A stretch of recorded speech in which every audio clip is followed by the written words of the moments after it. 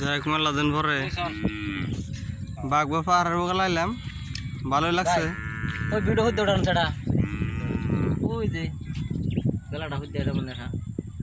এই যে বাগবর পাহাড় একদম ভালো নিয়ে রেয়ে পড়ছি। ও মুর্দে যাই হারলাম না, হলো ফাঁকে রইলাম আজকে 8 দিন তো, তাই চেকিং আছে মুরে হলো ফাঁকের থেকে মানে ভিডিওটা করতেছি।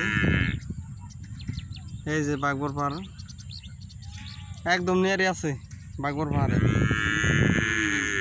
দেখেন, সবাই দেখেন একদম নিয়ারে বাগবর পাহাড়ে।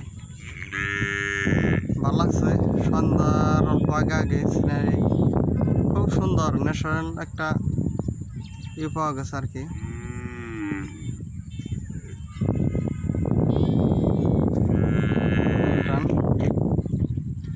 বহুত ফিল্ডে মাটি, সরকারি মাটি,